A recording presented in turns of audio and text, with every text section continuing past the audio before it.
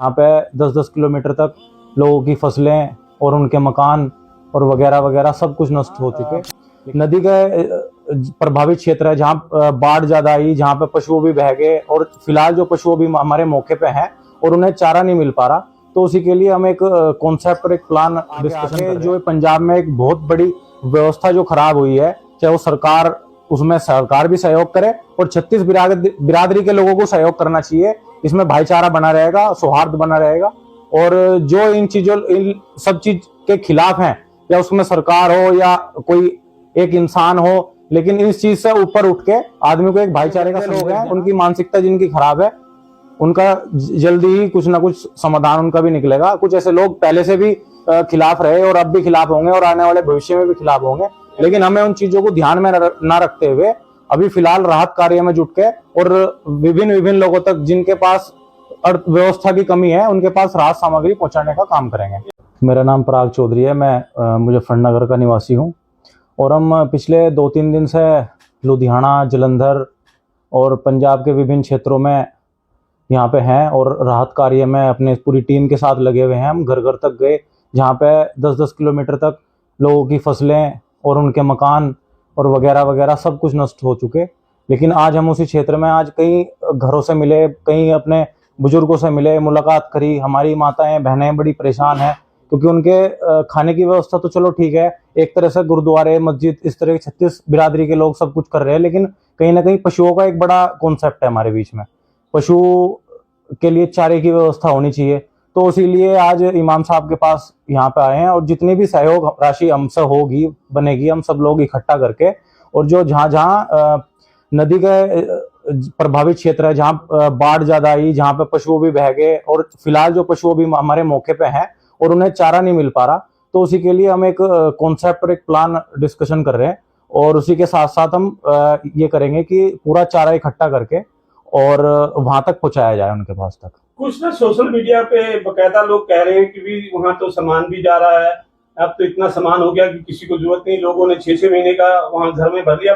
आप कह रहे हैं कि वहां तक दरअसल नहीं, ऐसी बात क्या? दरअसल क्या है कि कुछ यूट्यूबर हैं जो अपना मतलब एक अपना खुद का कॉन्सेप्ट उनका चल रखा है, ठीक है, जबकि ऐसी कोई व्यवस्था नहीं है।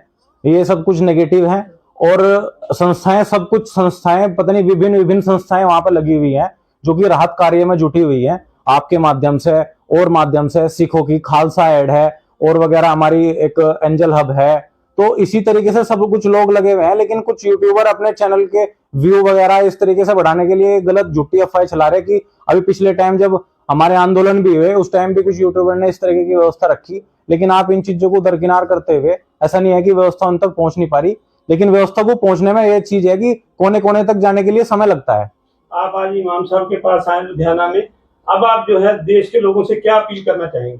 मैं देश के लोगों से ये अपील करना चाहता हूँ कि एक भाईचारे का संदेश देना चाहिए और 36 बिरादरियों को आगे आके, जो पंजाब में एक बहुत बड़ी व्यवस्था जो खराब हुई है, चाहे वो सरकार, उसमें सरकार भी सहयोग करे और 36 बिरादरी के लोगों को सहयोग करना चाहिए। इसमें भाईचारा बना रहेगा, सौहार्द बना रहेगा।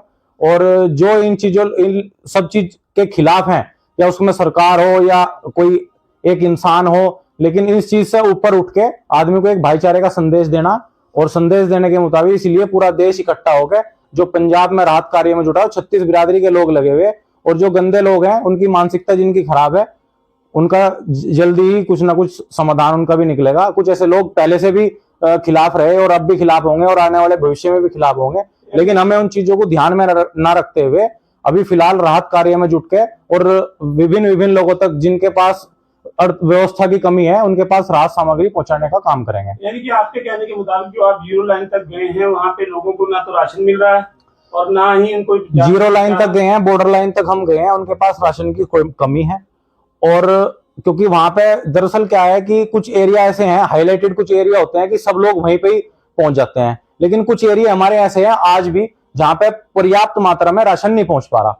तो वो भी एक सरकार की विफलता मान लो, लेकिन हम तो लोग प्रयास कर सकते हैं ना, एक व्यक्तिगत तौर पे, सामाजिक तौर पे। तो हमारी ये कोशिश है कि जिन लोगों तक सरकार के माध्यम से आदमी नहीं जा पा रहे या और लोग नहीं जा पा रहे, तो वहां पे जीरो लाइन पे जाके हम उनके पास उस व्यवस्था को, जो उन्हें चीज की आवश्यकता है, उस चीज की पूर्ति हमें करनी चाहिए। ठीक है, धन्यवाद। बिस्मिल्लाहिर्रहमानिर्रहीम। शुरू अल्लाह के नाम से जो बड़ा मेहरबान और निहायत ही रहम करने वाला है। आप सब लोग ठीक होंगे। पंजाब में जब सैलाब आया तो आपकी मोहब्बतों ने उसके आगे बंद बांध दिया है, इसके लिए मुबारकबाद भी देता हूँ। लेकिन एक बात 2-3 दिन से बार बार सामने आ रही कि कुछ लोग जो डाकू हैं वो ये व्हाट्सएप पे या लोगों के पास जा रहे हैं कि पंजाब में बहुत सी मस्जिदें बह गई हैं, मदद कीजिए। तो मैं बताना चाहता हूँ कि डिस्ट्रिक्ट पठानकोट का जो तहसील पोहा है उसका एक गांव है कुलियावाल, तो वहाँ जब पानी तेज आया तो सिर्फ एक मस्जिद जो है उस पानी की वजह से शहीद हुई थी, तो जिसके लिए हम सब ने वादा किया कि हम बजाते खुद उसकी तामीर कर देंगे। तो ये मैसेज आपको इसलिए दे रहा हूँ कि पूरे देश में अगर कोई बंदा ये कह के आपके पास कलेक्शन के लिए, चंदे के लिए आता है कि पंजाब में मस्जिदें गिर गई हैं, पानी से ये हो गया है, वो हो गया है, तो किसी पंजाबी ने, हमने किसी ने नहीं कहा कि आप इस नाम पर मुसलमानों की जेब पर डाका डालें। तो इन डाकुओं से थोड़ा होशियार रहें, क्योंकि आपने ऐसे ही बड़ी मोहब्बतें निछावर कर दी हैं, तो हम तो उसी मोहब्बत का शुक्रिया नहीं अदा कर पाए। तो अल्लाह करीम आपको मजीद हिम्मत दे। आपकी मोहब्बतों से देश में हिंदू, मुस्लिम, सिख, ईसाई भाईचारा बड़ा मजबूत हुआ है। आपका प्यार बहुत हमें मिला है।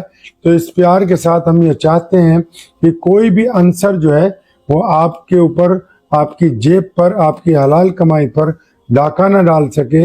इसलिए अगर कोई इस नाम पर झूठा सफीर बन के आता है तो बराए करम उसके खिलाफ मुकदमा जरूर दर्ज करवाएं, ताकि लोगों को हिदायत मिल सके कि अल्लाह और उसके रसूल के नाम पर किसी को ठगा नहीं जा सकता। शुक्रिया।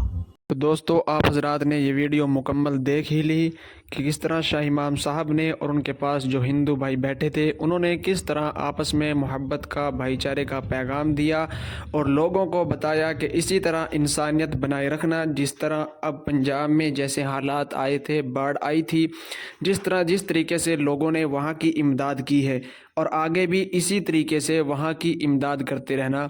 और शाह इमाम साहब ने बताया है कि उन लोगों से बच के ज़रूर रहना जो लोग पंजाब के नाम पर चंदा इकट्ठा कर रहे हैं और अपनी झोलियाँ भर रहे हैं। तो दोस्तों, अगर आपको वीडियो अच्छी लगी है तो लाइक करें और चैनल को सब्सक्राइब करें, ताकि इस तरह की वीडियो हम आप तक दोबारा पहुंचा सकें। और वीडियो को सदका जारिया समझकर आगे ज़रूर शेयर करें और कमेंट में अपनी राय ज़रूर बताएं कि आपकी इस बयान पर क्या राय है।